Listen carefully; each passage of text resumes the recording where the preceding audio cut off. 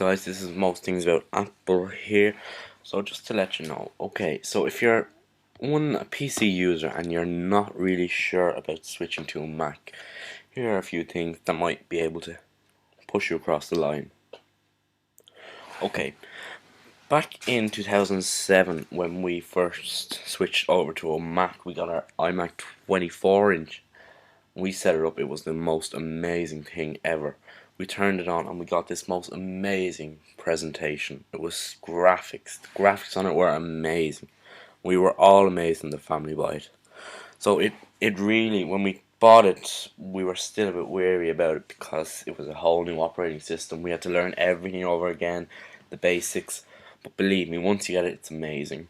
So basically what I'm going to run through today is a few things, what everything is, where everything's going to be.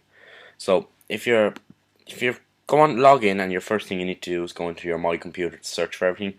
Basically you just click your Macintosh HD, which is basically your My Computer, which has everything in it. Your internal storage, your library, where everything normally stored.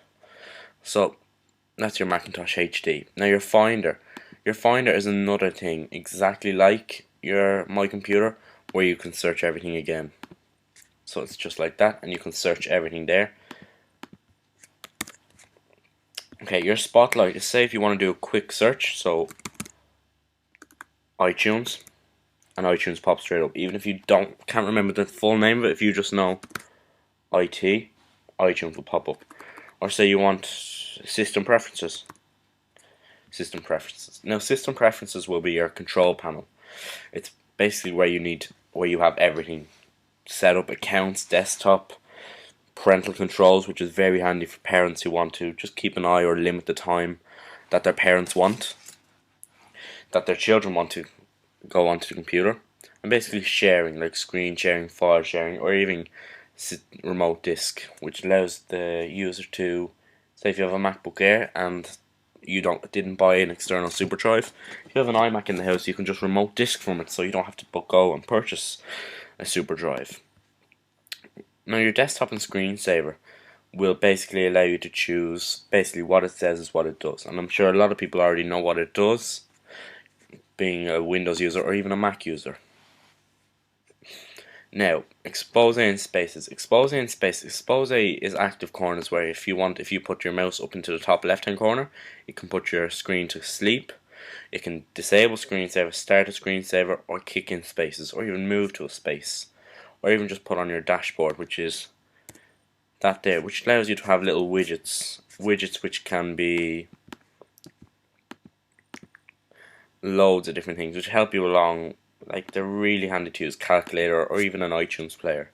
Now space will allow you, say if you're on Facebook in work, for an example, I don't know if anyone has ever done it, fear of getting caught. If you're on Facebook in work and then you see your boss coming over, what you can do is you can just click to the next space, if you're using Expose, you can just move to the next corner, or even if you want to just put this window here into a new space, you're already in. As you can see in the middle of the screen, it keeps popping from different space to space. Or you can just, if you want to activate it in the menu tab, you can just do that and go to the third space. But I always prefer just to keep the first space open. Now, I'm going to run through a few of them, not all of them. Security, it says what it is, basically, to keep your Mac secure. For your printers and faxes, basically with Mac, the best thing about them is you can just plug and play. Mac will search from all your drives and has most of them for it. MobileMe, I would recommend getting MobileMe. I have it, but I just haven't set it up because I got my new MacBook Pro, 13-inch with Thunderbolt. MobileMe helps you sync everything together, and it's brilliant for photos, even storage. And a new app which just came free a while back, which is Find My iPhone, which finds your iPhone, iPod Touch, or iPad, and it's brilliant. It helps you if you've lost it, even if you're in a concert and you lost it. Sign into MobileMe from anywhere and you have it. It's perfect. Accounts would be your accounts in control panel, which helps you set up your different accounts for different users. Now, Time Machine, this is a very interesting thing. I never knew what it was when I first got my Mac. And basically, if you have an external hard drive, which I would recommend getting, more than likely probably a Western Digital one, they're so small and they're so portable and handy.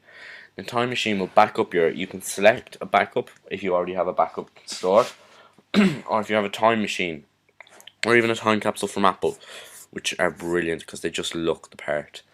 So basically, from your time machine, you can go back. Say if I had a time machine backup already set up on this, which I don't, if I can just click the time machine icon and it'll show me what I had on my desktop each time that it was backed up. So if I've lost something, if I've lost a school document or something, it's so handy. It saved my life so many times.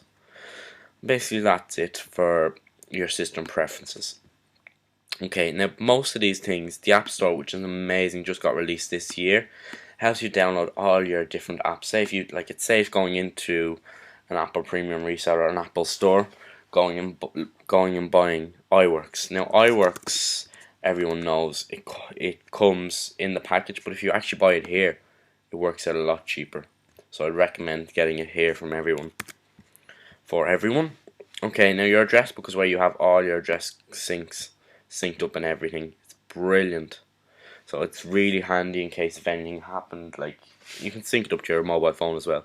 Now your iCalendar is where everything can be stored. It's brilliant. Like if you have a certain event coming up, or if you want to even set a timer on it. iTunes, as I'm sure a lot of people know, if you're still a Windows user, you still know what iTunes is. iTunes is where you sync up all your music, everything you have. It's so good. Like, and even this button here, my favorite button. If you're playing a song, hi, my name is Bob, and I approve this message.